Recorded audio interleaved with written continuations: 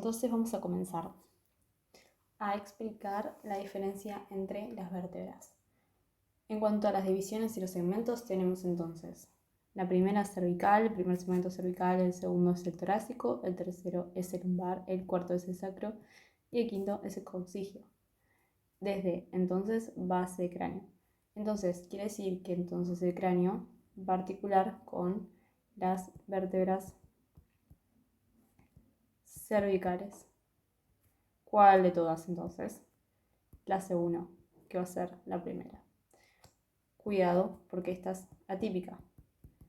Atípica, lo que habíamos dicho, tenía distintas características a las demás. Entonces, ahora vamos a centrarnos en explicar las vértebras cervicales. Esto de acá. Bueno, entonces las vértebras cervicales son 7. Acá lo puse. Y las típicas van a ser de C3 a C7. C7 la puse con asterisco porque algunos lo toman como atípica de transición, pero por lo menos en el MUR, en el libro MUR, la toma como atípica. En cuanto a las atípicas, tenemos la C1 y la C2, que tienen su propio nombre. Luego lo veremos. Entonces, a recordar que las cervicales típicas tienen que tener cuerpo, arco y procesos. Estos procesos son 7. Así sirve mucho más para memorizarlo o para estudiarlo. Entonces, son 7 procesos. El proceso espinoso, es decir, que la vértebra, supongamos que esto es un cuerpo, acá hay procesos superiores e inferiores, ahí. Acá tendremos una espina. Obviamente me faltó el agujero ahí, pero bueno. Entonces tendremos al proceso espinoso. Entonces acá ya tenemos uno. Lo tachamos, nos queda otros 6.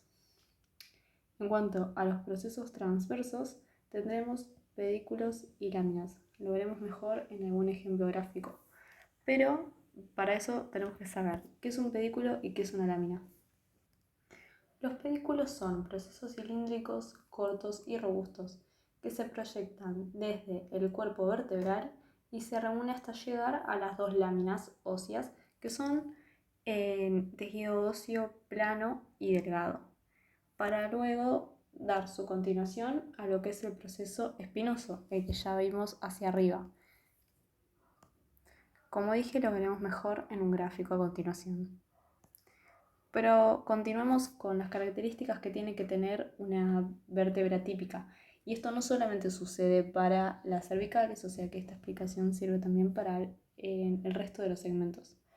Claramente, sacro no cuenta. Coxis tampoco. Entonces, seguimos con el proceso transverso, que ya lo vimos. Ahora, los procesos articulares. Sigue apófisis, las articulaciones que habíamos visto previamente, que hablaban de que íbamos a tener una vértebra sobre otra. Tendremos dos procesos superiores y dos procesos inferiores. Lo que vemos así. Naciendo del pedículo. Lo que habíamos mencionado acá. Entonces, estas son características importantes de las vértebras típicas. Bueno, entonces acá hice un esquema. Tenemos las características de una vértebra típica. Voy a comenzar con el proceso espinoso, ya que es el más fácil de comprender. Y acá lo tenemos. También se lo conoce como apófisis espinosa. Y es que si lo viéramos en un corte sagital, veríamos quizá la columna así. Quizá, ¿por qué? Porque van a ir cambiando sus curvaturas. Eso lo veremos más adelante. Y las espinas van así.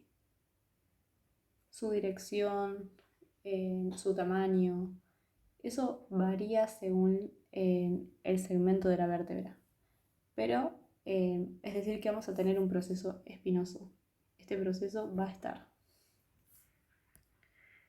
Bueno, en cuanto al proceso transverso, vamos a tener acá el proceso de articulación superior y el proceso de articulación inferior, y de ambos lados.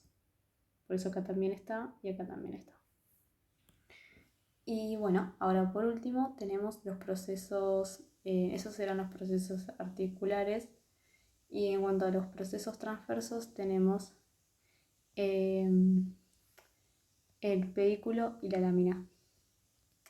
Entonces, lo que es difícil de comprender es que los procesos articulares están situados en el mismo sitio donde están a veces los procesos transversos.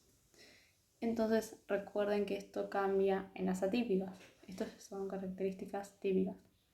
Entonces, el proceso transverso contaba del pedículo y lámina, que lo habíamos explicado previamente sobre qué eran, y lo encontramos en verde, tenemos a la lámina, y en naranja al pedículo. Contacta íntimamente con lo que es el cuerpo. En algunos libros van a encontrar algo que se denomina centrum. Lo vamos a anotar acá. Que es un centro de osificación primario de la masa central del cuerpo vertebral. Eso a tenerlo en cuenta por si lo ven en algunos libros. Y en cuanto al cuerpo, algo que no nos debe faltar mencionar es que hacia atrás, que contacta con el agujero vertebral, que esto es muy importante, más adelante se explicará el contenido. Bueno, eso lo denominamos arco vertebral. Así que esas son un poco las características. Hay que recordar que cuando veamos por segmentos, cuando estamos estudiando, por ejemplo, las cervicales, pueden aparecer agujeros transversos, y no necesariamente esto la hace una vértebra típica, porque cuando estudiemos vamos a ver que la C3 la va a tener y, por ejemplo, no es una vértebra típica. Pero bueno, estas son las características más importantes que deberían cumplir la mayoría de las vértebras. Así es como se estudia. Luego se estudia según los segmentos, así que luego estudiaremos más a profundidad las vértebras cervicales.